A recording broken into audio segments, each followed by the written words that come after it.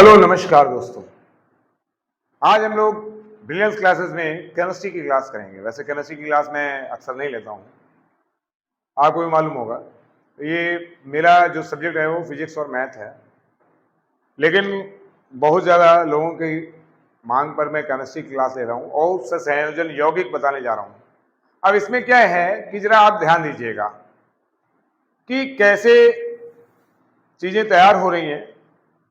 सबसे पहले हम डबल सॉल्ट के बारे में करते हैं, दिक् लवण के बारे में। दिक् लवण है क्या? यानी वे लवण जो दो सरल लवणों से मिलकर बनते हैं और जल में घुलने पर सरल अणुओं में टूट जाते हैं, उन्हें हम दिक् लवण कहते हैं। और सच्चाई यह है कि वो अपनी पहचान भी खो देते हैं। अब बात आती पहचान खोने की, तो अगर इसका एक एग्जाम्पल ले लें हम। एग्जाम्पल होता है इसका, अगर एग्जाम्पल की बात करें हम तो K2SO4 इंटू Al2SO4 का होल थ्राइस इंटू 24H2O। अब ये आपको कुछ याद आ रहा है किस चीज का है ये एग्जाम्पल? ये एग्जाम्पल है फिटकरी का। अब फिटकरी की बात करें तो यहां पर देखें,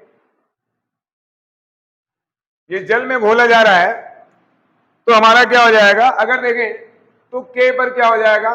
प्लस आयन। SO4 पे हम माइनस माइनस कर देते हैं या 2 माइनस कर लें, प्लस Al। अब Al पे आयन कैसे देखेंगे? Al पे आयन यहां से देख लेते हैं, ये 3 है ना, ये आयन हो गए 3 प्लस, फिर plus SO4 2 minus plus 24H2O। इसका कोई मतलब नहीं। अब देखिए मतलब क्या हुआ? मतलब ये हुआ कि ये टूट रहे हैं।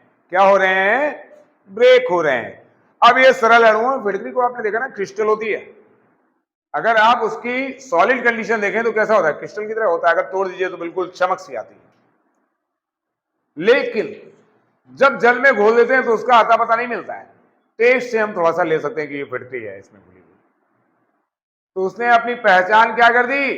खो दी भाई। अब होता नहीं, लोग होते नहीं, कुछ लोग ऐसे होते हैं कि बहुत जल्दी मिक्सअप हो जाते हैं, पता नहीं चलता कि ये है कौन। और अगर आपको ये नहीं पता चल रहा है कि ये है कौन, लोग कहते हैं इतना घुल मिल जाना कि वो अपने आप को बिल्कुल ये पता नहीं लगने देता है कि ये है कौन, मीन्स डबल सॉल्ट का लक्षण है, द्विक लवण का।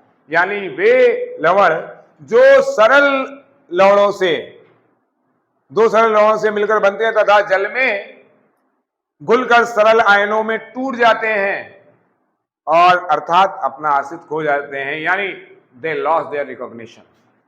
यानी उनके साथ जो है, यानी ये क्या होते हैं? जो डबल सॉल्ट होते हैं, द सॉल्ट विच क्रिएट या make by two easy salts but lost their recognition by mixing in water or in solution। यानी किसी भी विलयन में घुल करके इन्होंने अपनी पहचान खो दी तो क्या हो गया? ये द्विक लवण हो गए। अच्छा, एक क्या होता है? एक संकुल यौगिक होता है जिसको हम उपसंयोजन यौगिक कह सकते हैं, या उनको जटिल भी कहते हैं, जटिल यौगिक भी बोल देते हैं, संकर यौगिक बोल देते हैं। यानी आप लिख देंगे संकुल, शंकर, उपसहसंयोजन,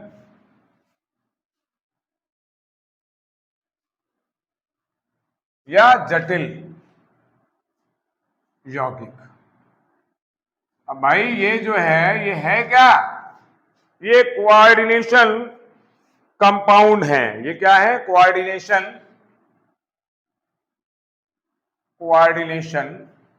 कंपाउंड। भाई बात कर लेते हैं इनकी। यानी भाई सीधी सी बात, यानी ये जल में घुलकर सरल आयनों में तो टूटते ही हैं, लेकिन जटिल आयन भी देते हैं। ठीक, यानी वे, आप लिख सकते हैं, वे लवण जो जल या विलयन में घुलकर सरल आयनों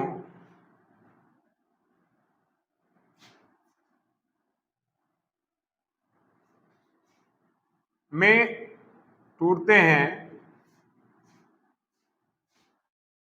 तथा जटिल आयन भी देते हैं, तथा जटिल आयन भी देते हैं, क्या कहलाते हैं? संकुल, संकर या उत्सर्जन यौगिक या जटिल यौगिक कहलाते हैं। अब बात क्या आती है, यानी अर्थात यह अपनी पहचान नहीं खोते हैं, अर्थात यह अपनी पहचान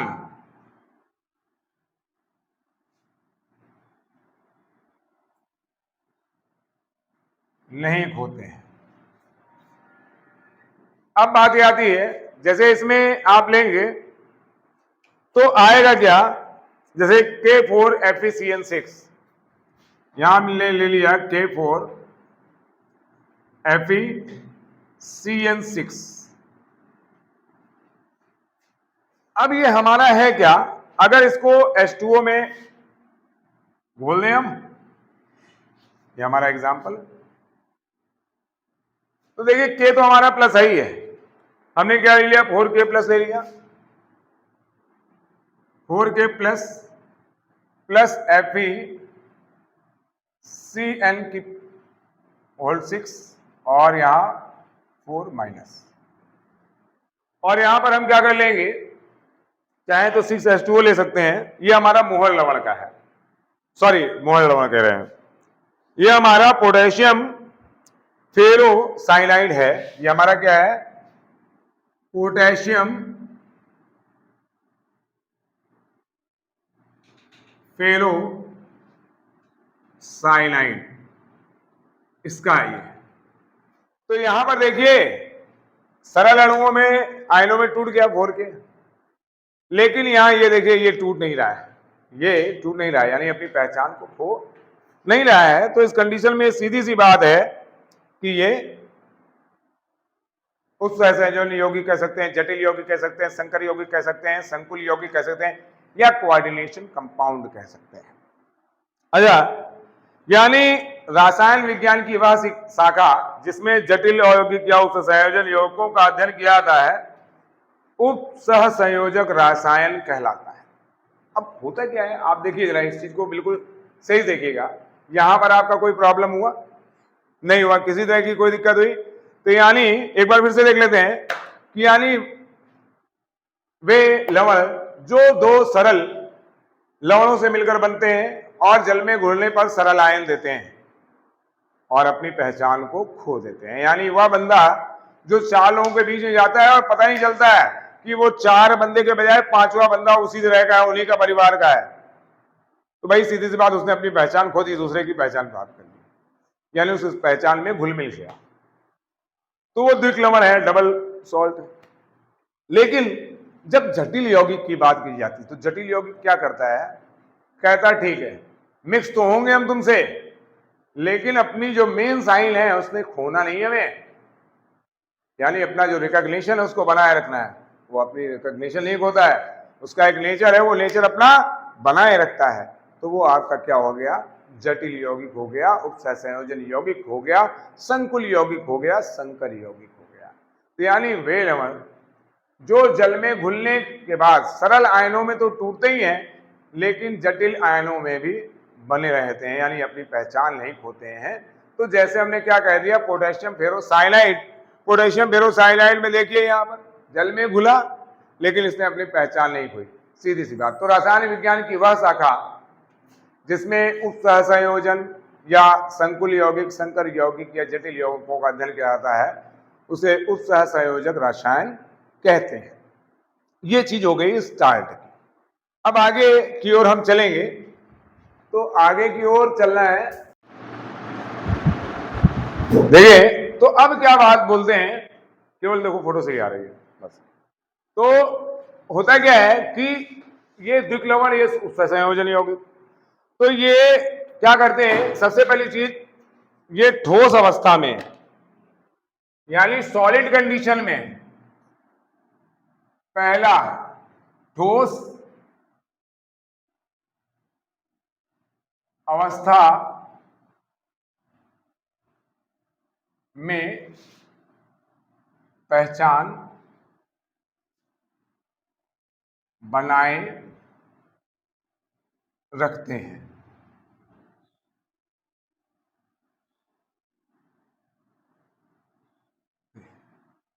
और भाई इनमें क्या है, ठोस तथा विलयन दोनों अवस्थाओं में, मतलब जितनी भी अवस्थाएं हैं, दोनों अवस्थाओं में पहचान बनाए रखते हैं। भाई ये बात हो गई। ये क्या होते हैं, ये जब जल में घुलते हैं, जल में घुलकर सरल आयनों में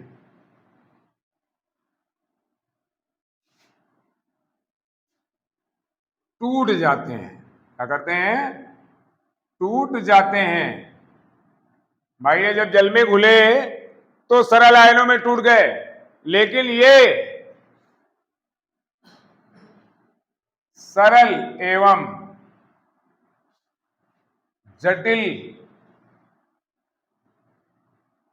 आयनों में टूटते हैं।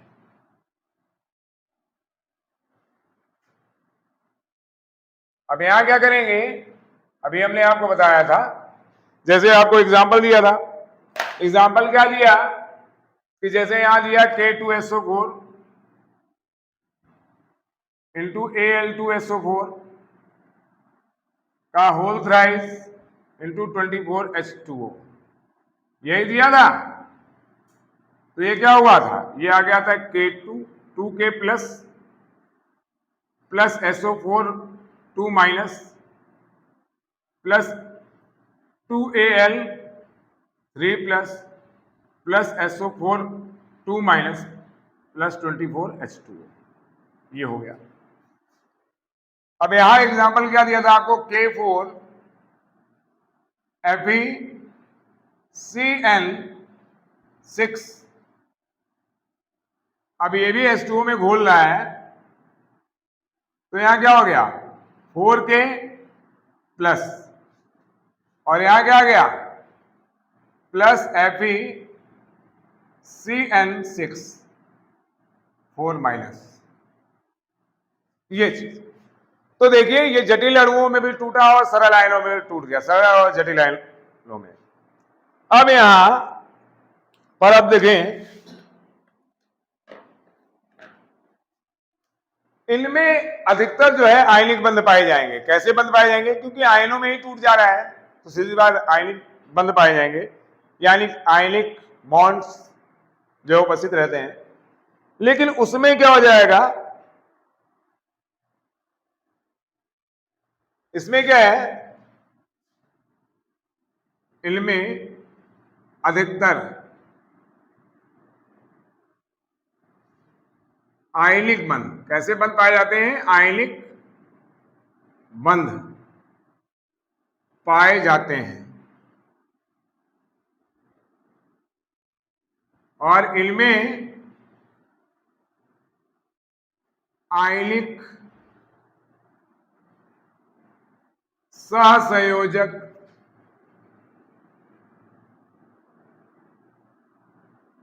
एवं उपसहसंयोजक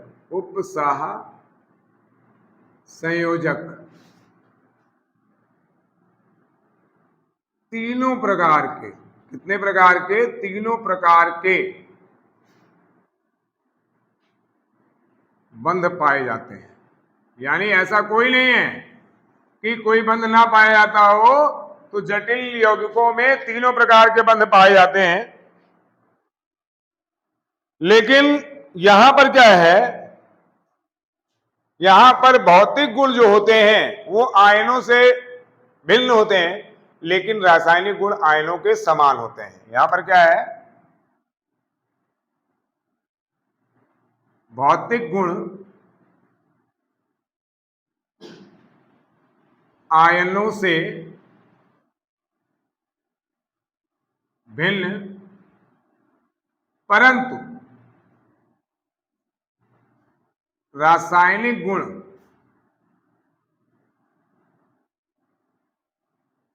आयनों के समान होते हैं।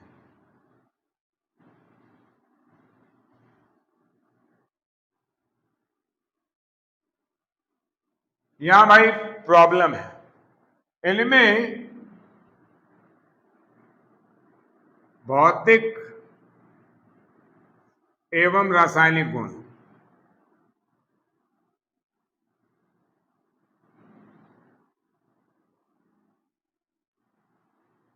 आयनों से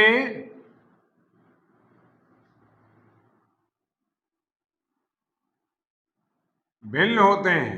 क्या होते हैं? भिन्न होते हैं। ठीक, तो ये हमारा क्या हो गया, ये हमारा हो गया कि किस प्रकार से इसमें करेंगे। अच्छा, मोहर लवण जो होता है वो क्या होता है, FeSO4 NH4 की होल ट्वाइस SO4। अगर मोहर लवण देख लें, हम अलग से बता दे रहे हैं आपको, मोहर लवण ये क्या होता है, FeSO4। उसके बाद क्या हो जाएगा, NH4 की होल ट्वाइस NH4 की whole twice SO4 into 6H2O। ये आपका मोहर लवण होता है। ये किसका है, ये आपका द्विक लवण का है। तो ये मान लीजिए, ये मोहर लवण भी इसको कहते हैं। तो मोहर लवण और फिटकरी दो चीजों के फार्मूले हैं आपके पास।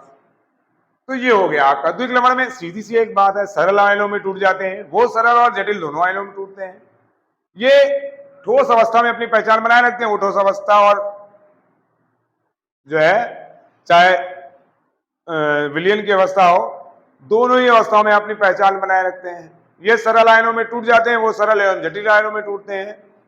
इसमें केवल आयनिक बंध बनता है, उसमें आयनिक सहसंयोजक, उप सहसंयोजक, यानी तीनों प्रकार के बंध भाई बन जाते हैं। और इनके जो भौतिक गुण होते हैं वो आयनों से भिन्न, परंतु रासायनिक गुण समान होते हैं। और इसमें क्या होता है, इसमें दोनों भिन्न होते हैं भाई, आयनों से भौतिक और रासायनिक गुण दोनों भिन्न होते हैं। तो ये आपने देख लिया, इसको एक बार देख लीजिए ठीक से। चलिए फिर हम इसके आगे की ओर बढ़ेंगे। देखिए दोस्तों, केंद्रीय धातु परमाणु या आयन, तो हमने एक फार्मूला भी देखा था, यानी वह परमाणु या आयन, यानी आप समझ सकते हैं उप सह संयोजन यौगिक का वह परमाणु या आयन, या आप देख सकते हैं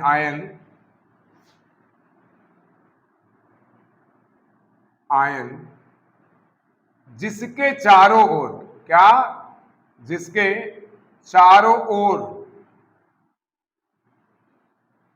क्या होते हैं, लिगेंड्स जुड़े होते हैं। क्या होते हैं, लिगेंड्स जुड़े होते हैं।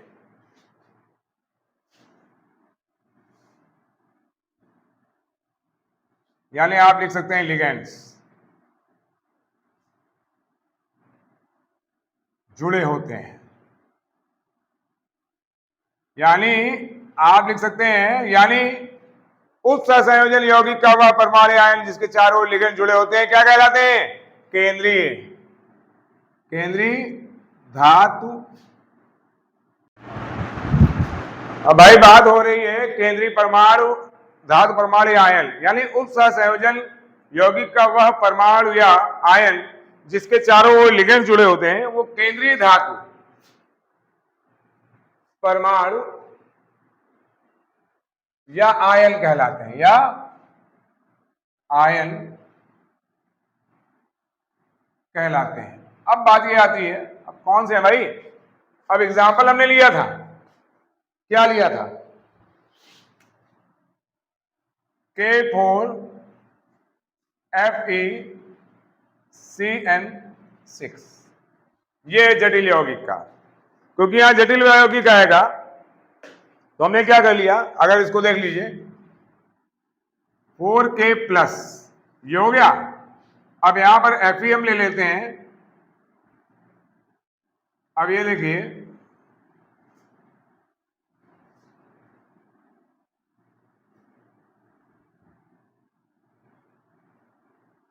यहां आपका Cl हो गया, ये Cl हो गया, ये Cl हो गया, ये Cl हो गया, ये आपका Cn हो गया, और ये आपका Cn हो गया।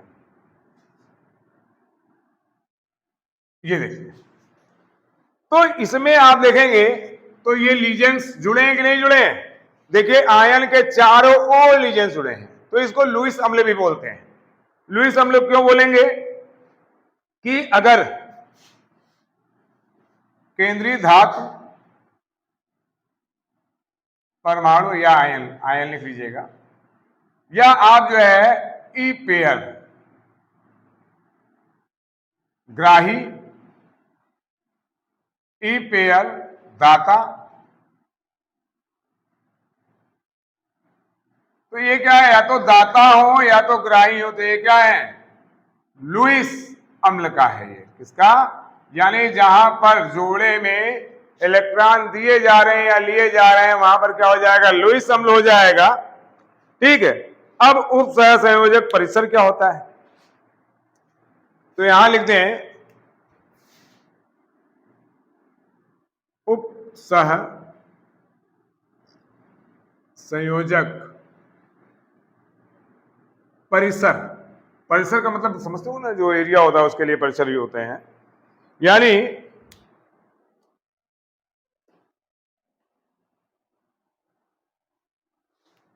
इसको आप समन्वय सत्ता भी बोल सकते हो।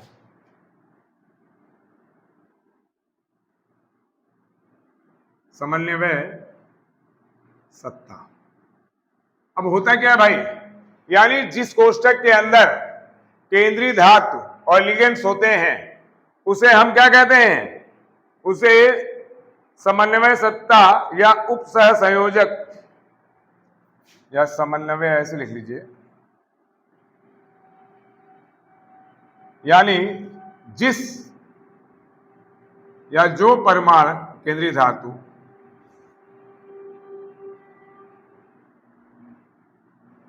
परमाणु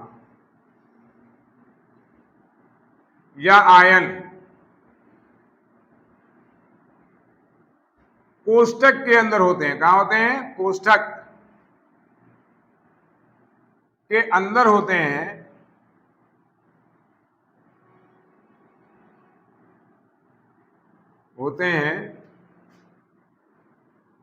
उसे उप सह संयोजक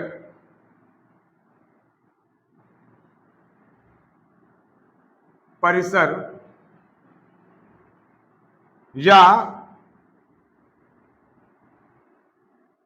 समन्वय सत्ता कहते हैं। ये चीज। अब देखिए, कोष्टक के अंदर है तो ये कोष्टक क्या हो गया? यानी उप सह संयोजक परिसर हो गया, या क्या हो गया? समन्वय सत्ता हो गया। तो ये क्लियर हो गई। यानी अब अगर देखें केंद्रीय धातु परमाणु या आयन, तो यानी वह परमाणु या आयन जिसके चारों ओर लिगेंड्स होते हैं, उन्हें हम क्या कहते हैं? केंद्रीय धातु परमाणु या आयन कहते हैं। अच्छा, एक चीज और कि होता क्या है यहां पर, अगर केंद्रीय धातु परमाणु या आयन है, या पेयर्स में ग्रहण किया जा रहा है या पेयर्स में डोनेट किया जा रहा है, यानी रिसीव किया जा रहा है या डोनेट किया जा रहा है, तो वो लुईस फैमिली के अंतर्गत आते हैं। तो ये चीज आपकी हो गई, इसको ठीक से आप लोग देख लें। कोई प्रॉब्लम अगर हो तो आप कमेंट के द्वारा बता सकते हैं।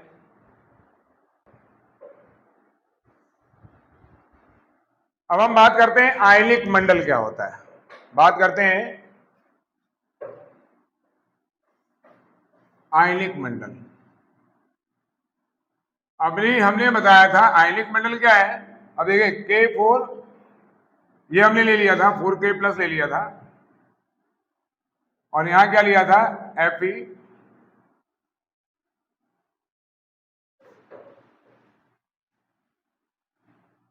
ये 1 2 3 4 5 6,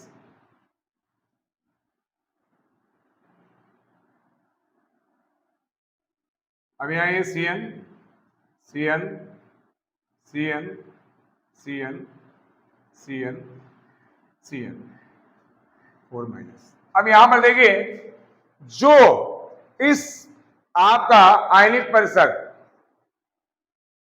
या समन्वय परिसर है उससे समन्वय सत्ता से बाहर हैं तो आयनिक मंडल है। ये आयनिक मंडल क्या है, ये आपका आयनिक मंडल है। और ये आयनिक मंडल नहीं होगा क्योंकि ये क्या था, ये आपका समन्वय सत्ता था जिसमें या उप सहसंयोजक परिसर आप कह सकते हैं। क्या कह सकते हैं, उप सहसंयोजक परिसर है ये क्या है, आयनिक मंडल है।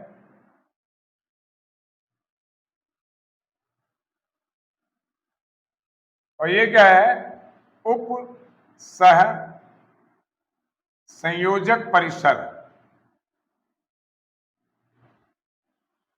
या आप बोल सकते हैं समन्वय सत्ता।